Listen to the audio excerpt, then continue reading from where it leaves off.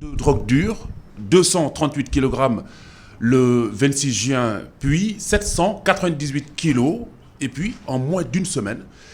Le deuxième point, les élections locales du 1er décembre 2019, notamment le montant de la caution, notamment les 20 millions de francs CFA, respectivement 10 millions pour le scrutin municipal et 10 autres pour le scrutin départemental, pour chaque type d'élection et chaque liste, quel que soit le nombre de départements ou de communes où la liste de candidats se présente. Dans ce studio avec moi, j'ai le plaisir d'accueillir le secrétaire exécutif de Pacte. Pacte, la plateforme des acteurs de la société civile pour la transparence des élections. Djibril Ning, bonjour. Bonjour Khalifa. C'est avec beaucoup de plaisir que je viens pour la première fois dans vos locaux. Évidemment, avant cela, j'ai déjà été en relation avec votre radio, notamment sur les questions électorales. Bien sûr. Donc, toutes nos félicitations pour cette nouvelle aventure dans laquelle vous êtes, n'est-ce pas, dans le cadre toujours de donner une bonne information aux populations sénégalaises. Merci Ning et merci pour tous vos coups de projecteur sur la question électorale.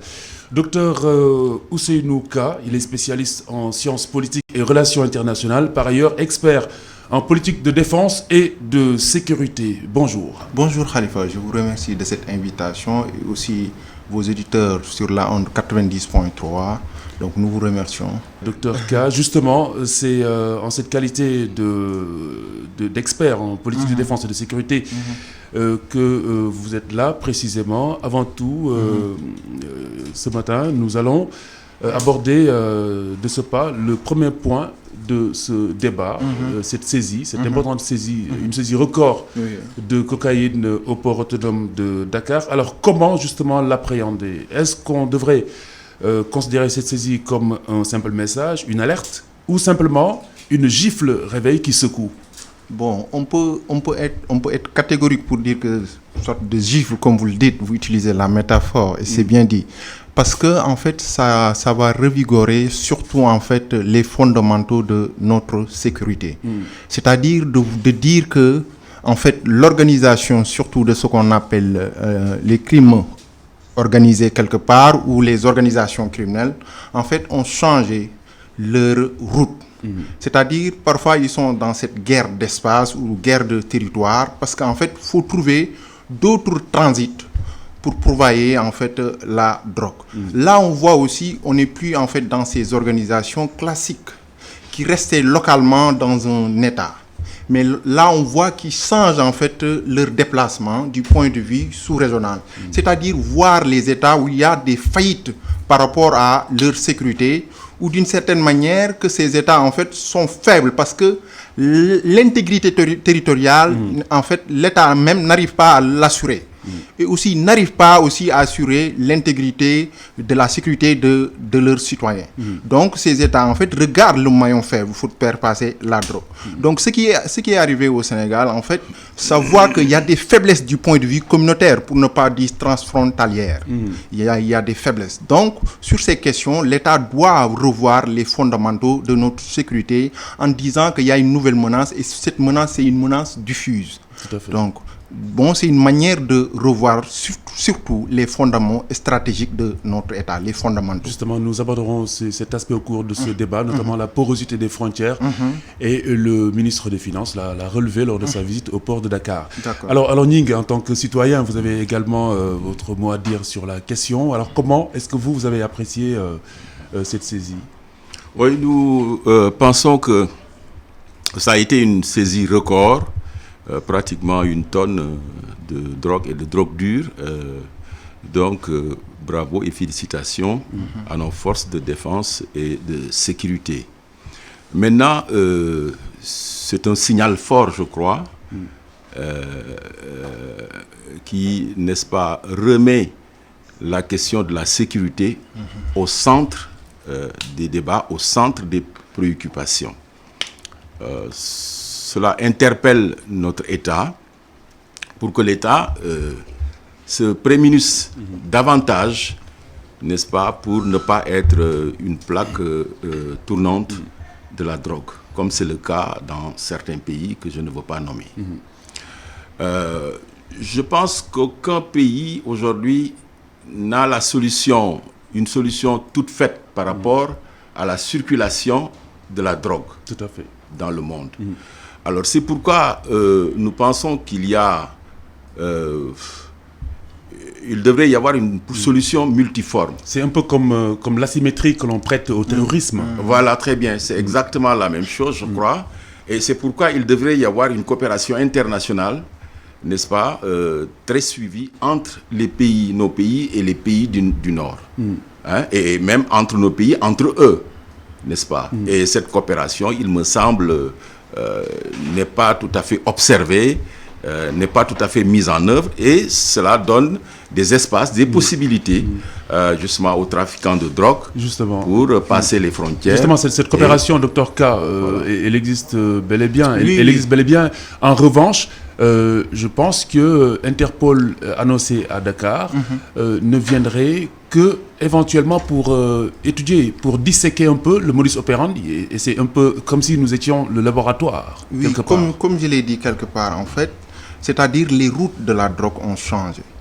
Peut-être avec cette massification, en fait, surtout des États-Unis par rapport à leur lutte contre la drogue, surtout des États narcotrafiquants, bon, pour ne pas jeter un peu de l'opprobre dans l'image de ces États, parce qu'en fait, il faut savoir aussi, les États ont une image à vendre, donc il ne faut pas rentrer dans certaines considérations. Mais il y a des États narcotrafiquants. Donc, pour en fait parer ces États-là, donc on voit qu'il y a une certaine efficacité de la lutte états-unienne, quelque part. Et là, donc, les narcotrafiquants sont obligés de changer leur route, comme je l'ai dit. Donc, ils se sont vraiment, en fait, ils sont vraiment organisés. De ce fait, là, on voit, ils ouvrent des voies en Afrique de l'Ouest, surtout au Nigeria, en passant par le Ghana. Après, maintenant, il y a des États de l'Afrique de l'Ouest, comme le Sénégal. Comme vous le savez aussi, le Sénégal, en fait, du point de vue de sa géostratégie, du point de vue de son enjeu territorial, donc c'est un passage plus facile pour ces États, pour ces organisations criminelles. Donc, de ce fait, les États-Unis sont obligés de venir au Sénégal, parce que ça passera par le Sénégal ou un autre pays de l'Afrique de l'Ouest. Donc, ils sont obligés quelque part, ils sont alertés quelque part pour venir voir, en fait, vraiment cibler la drogue. Alors justement, allez-y, je vous en prie. Autre chose aussi que j'ai remarqué, je me dis aussi, on devait en fait surtout changer les paradigmes de notre sécurité nationale. C'est-à-dire, on n'est plus dans cette logique de sécurité justement nationale, mais plutôt dans une sécurité globale. Et qui dit sécurité globale, ça englobe ce qu'on appelle la sécurité humaine, ça englobe la sécurité politique, la sécurité environnementale. Donc, la sécurité revient sur l'individu. Et comme on le dit, la sécurité est un besoin rare. Les États l'ont besoin pour le développement. Parce qu'on ne peut pas parler de développement sans parler de sécurité. Donc, on a besoin de ça. Donc, l'État doit changer, en fait, ses piliers sécuritaires, comme je l'ai dit tout à l'heure, et avoir une autre conception, même pour dire...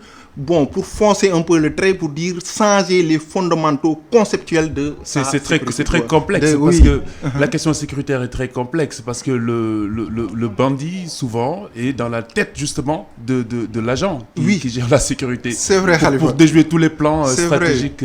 C'est même pourquoi on dit que souvent, en fait, ils prennent une avance du point de vue du gendarme. Tout à fait. Parce que tout le temps, ils essayent de trouver des stratagèmes ou des stratégies pour passer entre les mailles du filet. Il faut des mises à jour perpétuelle et permanente. Donc, très bien. Alors cette saisie, notamment justement pour parler de cette faiblesse-là, c'est une saisie qui a été opérée, mais grâce à une délation. Alors, c'est à se demander si la drogue ne serait pas passée comme lettre à la poste. Est-ce que donc, du coup, le Sénégal est suffisamment outillé, à votre avis, pour faire face à ces trafiquants ? Oui, bon, on peut le dire moindrement. Hein. Bon, s'il n'y avait pas de délation, je ne suis pas sûr que la drogue ne serait pas passée. Parce que d'habitude, faut qu'on, comme je l'ai dit, il faut qu'on resserre les mensonges quelque part. C'est que là, en fait, le renseignement stratégique devait fonctionner. Bon, quand on dit aussi renseignement stratégique, on rentre dans ce qu'on appelle le secret de l'État, pour ne pas dire la raison d'État. quelque part. Mais le renseignement stratégique, en fait, devait être en alerte par rapport à cette question. Au moins aviser, en fait, la force régalienne de l'État. Quand je dis force régalienne, il faut penser à la gendarmerie, à la police, quelque part. Mais devait, en fait, interconnexion entre ces instruments de défense. Mais de sécurité. l'interconnexion est matérialisée par l'octrice. L'octrice, pardon. Par contre, son fonctionnement laisse à désirer. Voilà, ce que je voulais dire, Khalif, même par rapport à ça, il y a des difficultés. Surtout par rapport à l'applicabilité de la loi par rapport à la drogue. Parce que ces agences-là, ou offices, en fait, devaient suivre en fait, les luttes contre la drogue. Mais là, on voit leur inefficacité quelque part. Parce que réellement, sur le terrain, on ne voit pas leur travail. Bon, je ne le ressens pas. Peut-être, bon, du point de vue administratif, ça peut fonctionner. Mais du point de vue pratique, il est difficile d'évaluer leur travail. Tout à fait. Bon, et aussi, quand on voit aussi le mécanisme, surtout juridique, utilisé par ces États, c'est un peu répressif. En fait, on ne rentre pas dans des considérations humaines ou dans des considérations purement sanitaires, mais on rentre dans ce qu'on appelle le répressif. Tout à fait. Et du point de vue du droit pénal, il y a un principe fondamental qui dit que même si on peut détenir, mais le principe c'est de relaxer. Très bien. Il ne faut pas réprimer tout le temps. Peut-être qu'il y a des consommateurs... Relaxer, réinsérer surtout, oui, c'est le réinsérer. mot-clé. Donc, il faut trouver en fait une politique alternative. Une politique alternative, surtout par rapport à la répression. Très bien. Ça aussi, c'est très important. Alors, toujours partant de l'origine de l'opération, c'est-à-dire la dénonciation et les arrestations qui s'en sont suivies, est-ce léger ou serait-ce léger de penser que les malfaiteurs ont bien jeté l'encre depuis fort longtemps au port de Dakar? Parce que c'est un indicateur également. Oui, Khalfa, ils travaillent bien leur stratégie. Parce que le commissaire Keita que j'ai reçu dans la conférence de presse cette semaine indique que si on met la main sur 1 kg, c'est que 10 kg sont passés. C'est ça. Même quelque part, on dit, même si en fait vous rattrapez 1%, il y a 10%. Tout à fait, c'est la méthode également de ça, en fait, faire un tir groupé. En fait. Voilà, c'est l'indicateur. Mais ils sont hyper organisés. Parce que parfois, comme je l'ai dit, en fait, ils ont des démembrements ou des organisations régionales. Et ces organisations régionales ont des renseignements en fait, sur le terrain. De ce fait, ça leur permet de faire ce transit-là, ce transport-là. En plus, il y a autre chose aussi que j'ai remarqué au Sénégal. Il faut dire que aussi, de plus en plus, il y a ce qu'on appelle une classe moyenne qui est là, qui est en train de se développer. Et quoi qu'on puisse dire, même l'ONUDUC, l'Organisation des Nations Unies pour la lutte contre la drogue, en fait, avait fait allusion sur ça par rapport à son dernier rapport. Je pense qu'il disait que maintenant, au Sénégal, il y en a qui consomment la drogue. Donc, il y a une certaine classe qui consomme la drogue. Ça, c'est un fait avéré. Alors, vous avez un point de vue là-dessus? Oui, bon, effectivement, le point de vue que j'ai là-dessus, c'est que la drogue pose un problème de santé publique à côté de la question sécuritaire. Donc, il y a à la fois cette préoccupation de santé publique à côté de cette question sécuritaire. Mais ce qui a retenu mon attention, et j'y réfléchissais d'ailleurs, c'est justement cette segmentation dans notre approche de la question sécuritaire. Oui. Il y a différents organismes qui s'occupent de la question. Les uns vont le volet environnemental, d'autres le volet financier, je pense par exemple à la CENTIF, les autres les données personnelles, etc. etc. Alors ça devrait être global, comme l'indique le docteur. L'approche devrait être globale, d'autant plus que, comme le dit le collègue K, il y a un changement de paradigme et vous-même vous l'avez dit, il y a une asymétrie entre ces réseaux et les États. Par conséquent, cela signifie que les méthodes classiques de lutte contre le phénomène de drogue sont quelque peu obsolètes. Absolument. Et qu'il faut se réorienter l'approche, la démarche vers des méthodes beaucoup plus globales. Mais je reviens, pour terminer sur ça, sur la coopération internationale. Je pense que c'est tout à fait irremplaçable. Pour reprendre un mot que vous avez prononcé, ces États occidentaux ou américains sont outillés, tout à fait outillés. Ce n'est pas notre cas. je reconnais que le Sénégal a de bonnes ressources humaines sur le plan de la sécurité et des défenses. Mais la question de la sécurité... Et malgré tout, ouais. ils n'ont pas réussi à éradiquer le phénomène. Je doute qu'ils soient totalement outillés. Du point de vue de la formation, je veux dire, c'est des gens bien formés, soit dans des écoles à l'extérieur, à l'étranger, soit ici au Sénégal. Il n'y a pas de spécialistes, en fait. Voilà, très bien, il n'y a pas de drogue. spécialisation. Et du point de vue du matériel même technologique, n'est-ce pas, pour suivre ces gens, tracer les choses et pouvoir les prendre à le moment venu, je ne suis pas sûr qu'ils sont tout à fait équipés. Outillés. Alors, docteur K, donc outillés, mais d'un point de vue aussi bien matériel qu'intellectuel. Qu'intellectuel, oui, ça, il a raison sur ce point. Et vraiment, je vais approfondir sa réponse d'une certaine manière. Puisque, même par rapport à la question de la drogue à l'aéroport, au port autonome de Dakar, vous avez vu en un moment, Khalifa, que quelque part, il y a une partie de la drogue qui est partie comme ça, comme poudre escampette. Il y a un souci. Tout à fait. Donc, parfois, vous voyez que, en fait, d'habitude, il y a une certaine, en fait, collaboration entre autorités locales et ces organisations-là. C'est pourquoi, parfois, même, on classe ces États-là en disant qu'il y a des États sous influence et des États narcotrafiquants ou narcotrafiquants. Utilisons le mot narcotrafiquant. Et quand on dit influence, c'est que l'appareil d'État même est influencé par ces organisations. Et quand on dit narcotrafiquant, c'est qu'il y a des individus même de l'État qui sont dans ce circuit-là. Tout à fait. Donc là, vous imaginez, si vous n'avez pas des hommes bien outillés, bien formés, il ne peut pas suivre la trace de la drogue. Absolument. Donc, et justement, vous l'avez parlé, vous en avez parlé de cette polémique autour d'une partie de la drogue, la marchandise illicite, qui a disparu malgré le coup de filet. Un autre élément qui révèle la banalité de la présence de la poudre sur le site ou la révélation d'une simple faiblesse du système sécuritaire. Ça également, nous l'avons abordé. Mais la question qu'il faut se poser, c'est qu'on n'a pas trop entendu l'Assemblée nationale sur cette question, alors qu'une commission d'information s'imposait, comme c'est le cas dans plusieurs pays quand on est face à une telle situation. Que pensez-vous de ce silence ? C'est là où vous voyez la faiblesse de notre Assemblée nationale. Assemblée nationale, baromètre de la démocratie, représentativité du peuple. Donc, quelque part, vous êtes la parole du peuple. Tout à fait. S'il y a des soucis quelque part, on devait normalement, en fait, au moins s'organiser, parce qu'il y a des commissions, il y a plus de 10 commissions à l'Assemblée nationale. Et il y a une commission qui s'appelle Commission de défense et de sécurité. Mais cette commission, normalement, c'est assez dangereux cette question, Khalifa, parce que même ça touche notre économie du point de vue de blanchiment.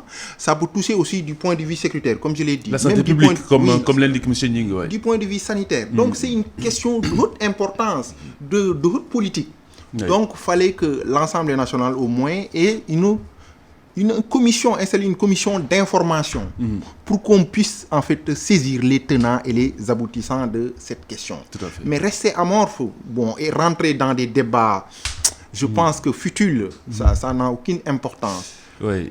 En même temps, nous l'avons évoqué, ce n'est pas nouveau. Nous avons connu le cas du commissaire Keïta qui a éclaboussé de hautes sphères pour une question de drogue qui disparaît. Alors, c'est un secret de polichinelle également que de dire que les narcotrafiquants sont super puissants, vous l'avez dit. Finalement, n'est-il pas utopique de penser pouvoir annihiler le phénomène tout court ? Ce sera difficile. C'est utopique. Déjà, regardez, dans les années 70, si on regarde leurs activités économiques, l'indice était de 700 milliards à 1000 milliards par rapport à leur activité. Ça dépasse même en fait le PNB des pays à revenus faibles. Ça le dépasse largement. Vous voyez, ça dépasse même le budget de nos États. Parce que le ministre a parlé de 50 milliards de francs CFA. C'est colossal, Khalifa, c'est énorme. Mais imaginez si nos États en fait ne réfléchissent pas par rapport à cette question. Il y aura une instabilité totale dans notre pays. Absolument. Et voir aussi, le manque d'emploi, ça peut être en fait une facilitation, une facilité pour les jeunes du moins, en fait pour rentrer dans ces cartels de drogue ou dans ces organisations criminelles. Parce que quand vous parlez de solutions alternatives, vous voulez dire que la quand criminalisation n'a pas suffi, n'est pas suffisamment dissuasive. C'est vrai, Khalifa, vous avez vu juste. En fait, je dis, il ne faut pas être sur le trop répressif. C'est que souvent, on signe en fait des conventions internationales d'habitude. Et ces conventions nous imposent une manière de faire nos politiques ou de ficeler nos politiques. Et ça, c'est un souci fondamental. Oui. Mais il faut, en fait, une politique doit naître des entrailles d'une société. Parce qu'il y a des mécanismes, c'est de notre identité que ça ressort. Oui. Mais si on ne le ressort pas de notre identité, il y aura tout le temps un décalage. Oui.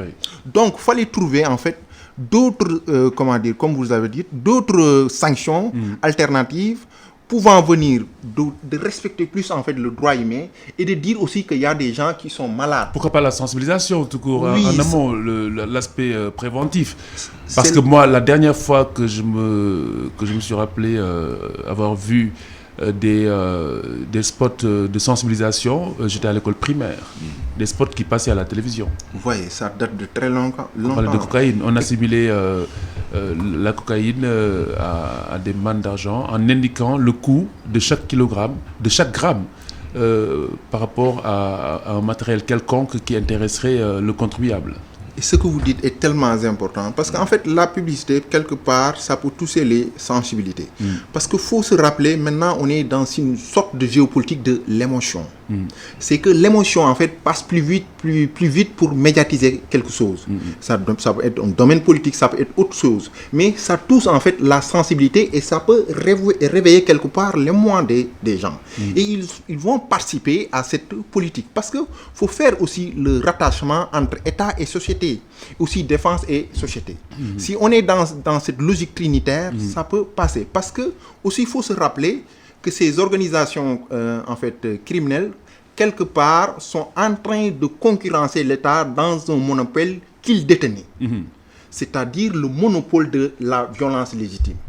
L'État a seul en fait cette obligation de contraindre ou ce droit de contraindre. En quoi? C'est-à-dire à travers sa police, à travers la gendarmerie, mais là, en fait, ça change, les leviers changent. Vous voyez? Justement. Donc, eux aussi, ils utilisent des méthodes de violence. Même, parfois, ils donnent, en fait, ils se lient ou, parfois, en fait, il y a une coopération entre eux et les terroristes, quelque part. Il y a une coopération entre eux et les terroristes, quelque part. Parce que les zones instables les intéressent. Les intéressent parce qu'il n'y a pas de mécanisme sécuritaire. Et là, ils peuvent fluctuer leur commerce. Le problème, c'est sous couvert du terrorisme. Sous couvert du terrorisme. C'est pourquoi il y a ce lien entre terrorisme, blanchiment d'argent et drogue. Tout à fait. Justement, pour parler des solutions, ou des débuts de solutions, en tout cas, le ministre, lors de sa visite sur le lieu, a annoncé le renforcement de la sécurité transfrontalière, justement pour régler la question de la porosité. Et il préconise également l'instauration de visas d'entrée au Sénégal. Quel sens donner à cette réaction à chaud du ministre? C'est-à-dire de donner des visas d'entrée.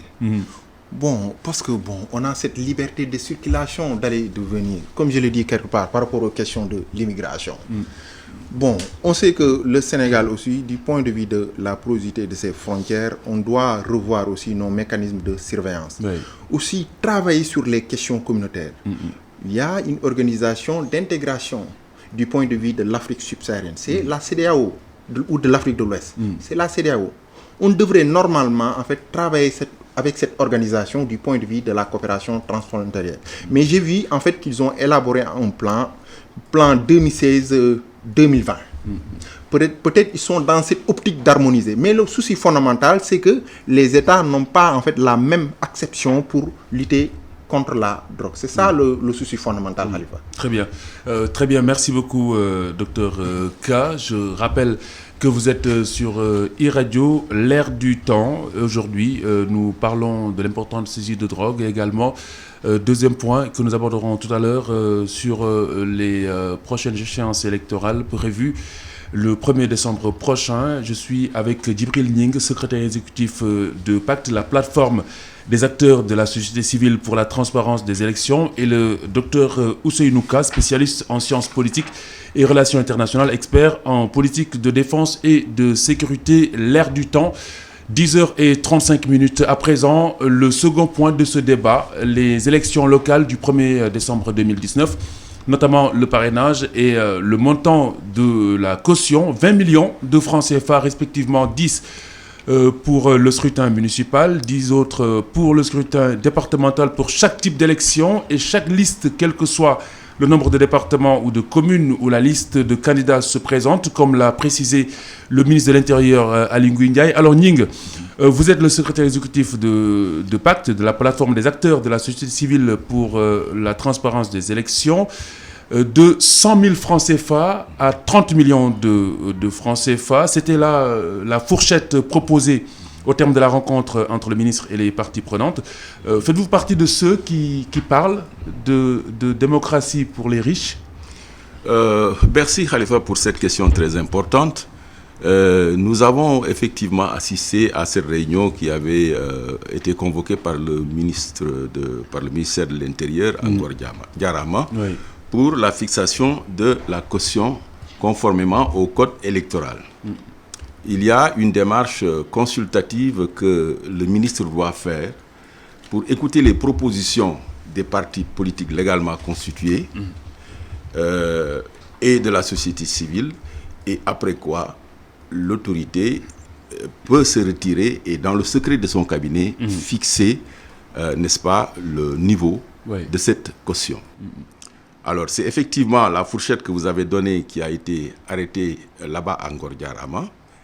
Mais il y a une autre décision qui a été prise là-bas, c'est que les partis politiques qui étaient représentés, notamment l'opposition, oui, ont proposé que cette question soit reversée dans le dialogue national, dans le dialogue politique, pour que les gens puissent discuter là-bas, comme ils ont commencé à le faire, de la caution, du parrainage et du mode d'élection des maires et des présidents de conseils départementaux. Et il n'a pas manqué de le souligner. Et il n'a pas manqué de le souligner. Il a accepté en disant que lui, il était en train de dérouler un calendrier républicain conformément au code électoral qui lui avait imposé, n'est-ce pas, à 150 jours avant la date de l'élection de fixer la caution. Oui. Mais que parallèlement, il ne s'oppose pas à ce que la question soit discutée entre les acteurs, et que si les acteurs arrivaient à un consensus, à ce moment-là, ils prendraient en compte ce consensus-là. Donc l'espoir n'est pas perdu. Bon, mais je voudrais ajouter que nous, notre position sur la question, c'est que là, on assiste à un double filtre qui risque de poser des problèmes d'équité, simplement. Il y a le parrainage déjà, qui est un filtre. Alors, si on y ajoute un autre filtre qui est la caution, qui n'a jamais existé. L'espoir est encore permis, puisqu'il donne la possibilité d'en reparler. D'en reparler, wow. De ce point de vue, effectivement, on peut dire que l'espoir est permis. Très bien. Alors, docteur K, démocratie pour les riches? Oui, c'est vrai, Khalifa. Même le mot, faut le rendre, je pense, plus fort, le donner plus de traits, comme je dis toujours. Parce qu'on est dans une sorte de démocratie pécuniaire, quelque part. C'est que pour moi, en fait, on ne doit pas, quand on rentre dans les élections locales, on ne doit pas professionnaliser la politique. Je pense que le politicien professionnel ne doit pas diriger un maire. Une mairie du moins. Ça, c'est ma vision de la politique. Parce qu'il faut avoir une base politique et au moins être au courant, en fait, de la vécu de sa population, de la difficulté surtout, en fait, de la vie, d'une certaine manière. Donc, je pense, à mon avis, il ne faut pas faire ce qu'on appelle ce filtre. Parce que d'une certaine manière, il y a deux filtres. Comme il l'a dit tout à l'heure, il y a déjà le parrainage. Ça va être compliqué d'être dans ce carnaval-là. En plus, on parle de cette barrière financière. C'est compliqué, Khalifa. Même l'indépendant qui est là, qui s'est confronté avec les difficultés en fait, de sa localité, ne peut plus se réveiller un bon jour juste pour déposer sa candidature au niveau d'une mairie. Mais justement, Ning, est-ce envisageable de régler définitivement la question du montant de la caution en légiférant, par exemple, là-dessus?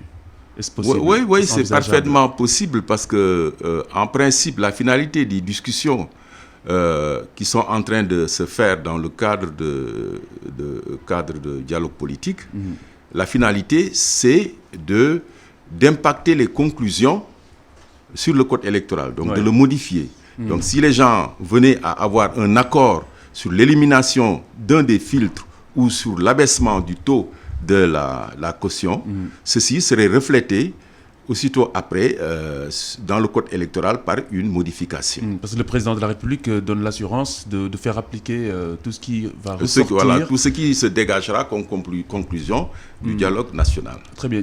Je pense qu'auparavant, il fallait commencer par ça déjà. Négocier avant d'établir une politique. Mais la contrainte est l'objectif tout de même. Oui, le respect du calendrier. Oui, c'est ça aussi. Bon, mais ce calendrier aussi, Khalifa, peut-être il y a d'autres stratégies qui l'animent, on ne sait jamais.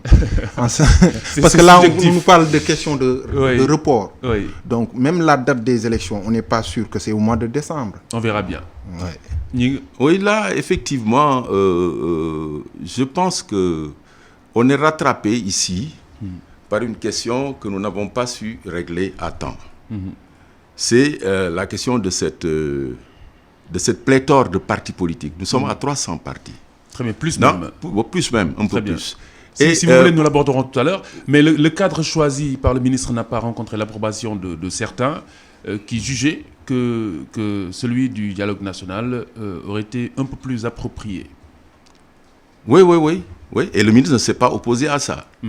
Et ces questions sont inscrites, très bien, je vous l'assure, au niveau du dialogue politique. Très bien. Mardi, certainement, parce qu'on a terminé, on a adopté le code de conduite, les termes de référence ont été adoptés. Oui. Donc, et mardi, en principe, les discussions devront commencer. Et beaucoup de gens proposent, parmi lesquels nous, la société civile, de commencer par ce point-là, compte tenu des contraintes de temps et organisation. Très bien. Alors, je vous laisse développer sur la question justement de cette pléthore de partis politiques. Voilà. Alors, je disais tantôt que nous sommes rattrapés par cela. Parce que l'argument essentiel avancé par le pouvoir, lorsqu'il installe ce double filtre-là, laisse que le parrainage qui a été installé au niveau de voté au niveau de la présidentielle. Oui. L'argument essentiel, c'est la rationalisation des candidatures. Or, il me semble que c'est en amont qu'il faut régler la question, c'est-à-dire au niveau de la création des partis. Les partis sont régis par la loi 81-17 du 6 mai 1981, qui a été modifiée par la loi 89-36 du 12 octobre 1989. Une modification qui n'a pas été une modification de fond. C'était la modification majeure de 89. C'était simplement de dire que les partis politiques, n'est-ce pas, dépendaient du code des obligations civiles et commerciales. Et étaient tenus de présenter un bilan financier, n'est-ce pas, et comptable tous les ans, ce qu'aucun parti ne respecte. Alors, il faut dire que depuis lors, cette loi qui régit l'organisation et le fonctionnement des partis politiques est devenue obsolète. Alors, pour laisser libre cours à la naissance et au développement du nombre de partis. Mais on en parle à chaque fois, mais on passe là-dessus et voilà. on revient pour essayer de trouver des solutions. Donc, le problème... Ponctuelles. Voilà, des solutions ponctuelles. Et qui ne vont pas permettre de résoudre le problème. Mais les régler en amont, Dr K, n'est pas en contradiction avec la démocratie. Oui, même moi, il y a autre chose qui me gêne en fait. C'est qu'on privilégie en fait les partis traditionnels au détriment en fait, comme je l'ai dit, de l'indépendant ou de celui qui a l'ambition. Alors ce ne sera pas le cas cette fois-ci et justement cela rend la question d'autant plus complexe. Oui, c'est assez compliqué parce que, comme il l'a dit, avec ce double filtre aussi, Khalifa, on privilégie quelque part les partis traditionnels. Parce qu'ils ont en fait l'outil financier ou l'instrument financier de leur campagne. Bon, en même temps, il parle de parrainage. Peut-être l'indépendant qui se réveille un bon jour, ce sera compliqué d'arriver en quorum parce qu'il y a un quorum qui est fixé, quoi qu'il en soit, pour accéder à ces élections-là. Donc ça, c'est des difficultés à soulever. Je ne sais pas du point de vue dialogue, quelles sont les questions soulevées. M. Ning, comme il a participé par rapport à ça. Oui, les questions soulevées par rapport aux élections locales. Oui, c'est pour l'instant, c'est la caution, le parrainage. Il faut en rediscuter. Il faut discuter de la caution et adopter une position par rapport à ça. Et il y a le mode d'élection des maires et des présidents départementaux. Ce qui circule, les idées à ce niveau-là, le mode d'élection, c'est de revenir sur le mode d'élection actuel, qui est un mode d'élection de liste. De liste. Les populations élisent une liste, ils ne connaissent pas leur maire d'avance. Le maire est élu par la suite par le conseil municipal, n'est-ce pas, à l'issue de certaines tractations. C'est aberrant. N'est-ce pas? C'est tout à fait aberrant. Donc ce sont ces questions-là qui sont à l'ordre du jour. Donc on élit des maires qui ne sont pas forcément légitimes. Tout à fait. Tout à fait. Alors 314 partis officiellement reconnus, sans parler des indépendants, cette fois-ci, contre 240 en 2014. Nous avions près de 3000 listes en 2014, 2745 exactement lors des locales qu'avec les partis politiques. Une chance avec le parrainage d'échapper à une situation pareille, ce double filtrage? Je ne suis pas certain. Non? Je ne suis pas certain. Je dis une fois de plus, ça va être une solution ponctuelle avec toutes ses limites. C'est là la question. La question qu'il faut faire, la solution, la véritable solution, c'est de revoir cette loi qui est devenue obsolète et de l'adapter à la situation actuelle. Et au niveau de cette loi, par exemple, il pourrait être institué le parrainage. Personnellement, je ne suis pas contre ça. Mais en amont, c'est-à-dire pour créer un parti, que l'on puisse démontrer sa représentativité. Mais justement, cette question est un serpent de mer, mais jamais, il n'y a jamais de réponse. Et qu'on pose aussi certaines obligations aux partis politiques.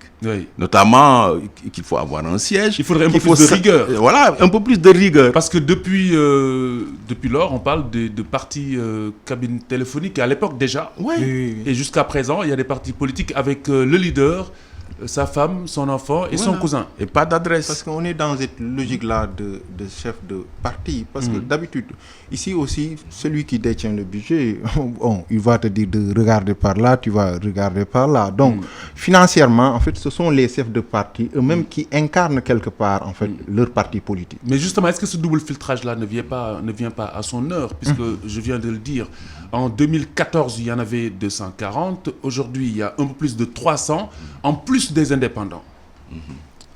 Oui, c'est effectivement le double filtrage pourra peut-être contribuer à diminuer le nombre de candidats par rapport à 2014.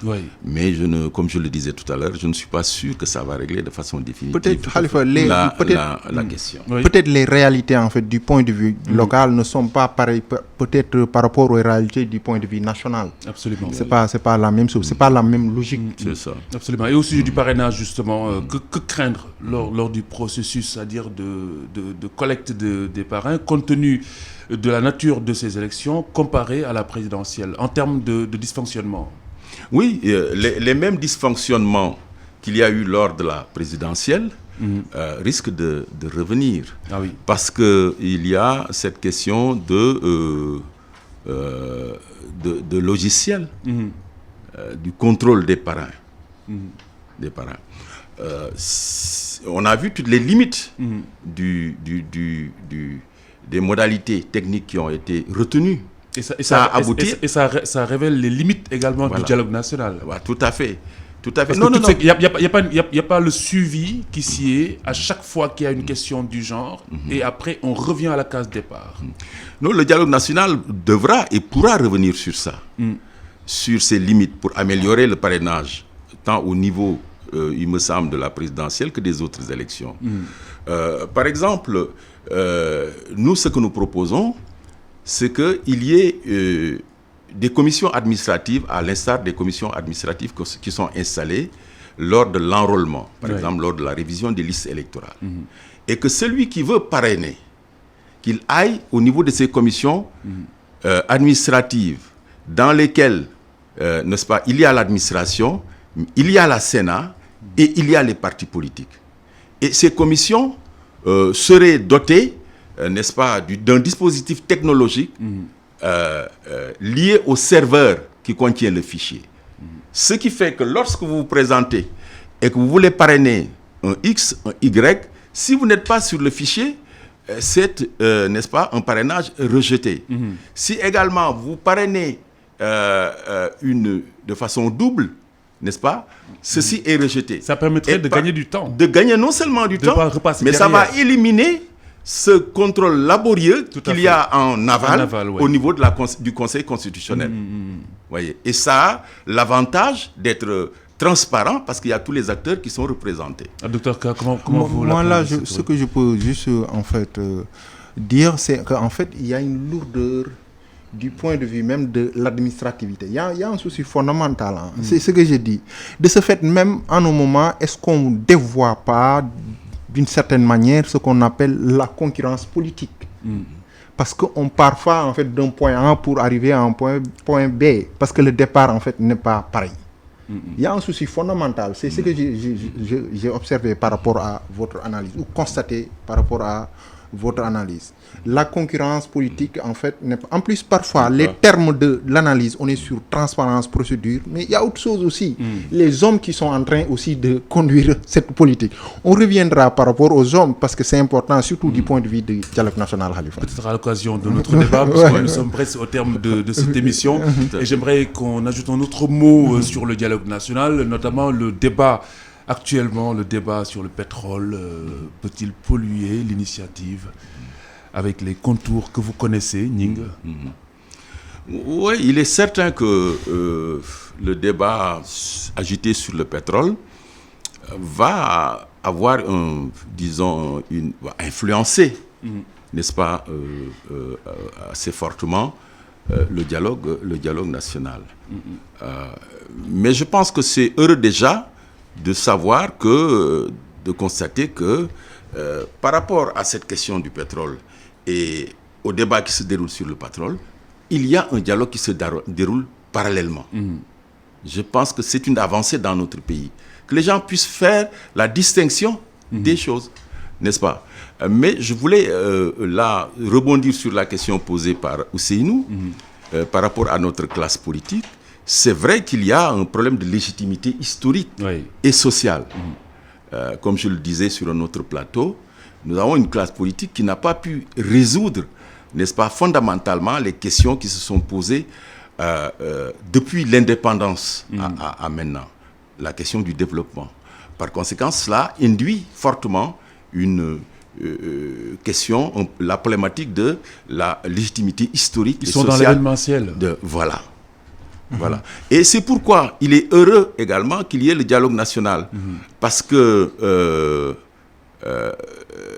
le dialogue, la concertation est devenu un mode de gouvernance participatif par rapport à la crise justement de la démocratie représentative.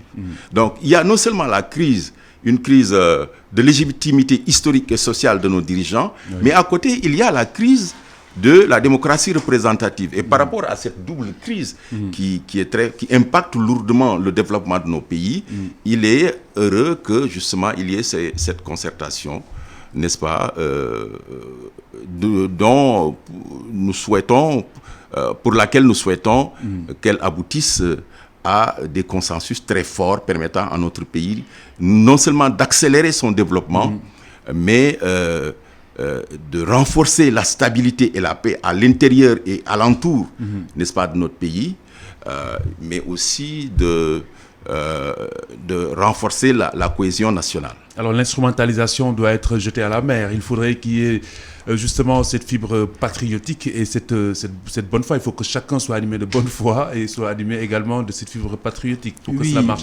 Alors sur l'éventualité de la pollution de ce débat, par la question du pétrole. Parce que tout le monde le sent actuellement. La scène politique est inflammable. C'est parce que ça sent du pétrole quelque part.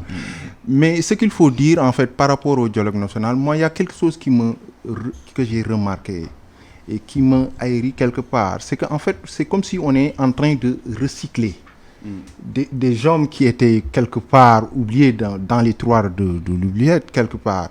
Même si, bon...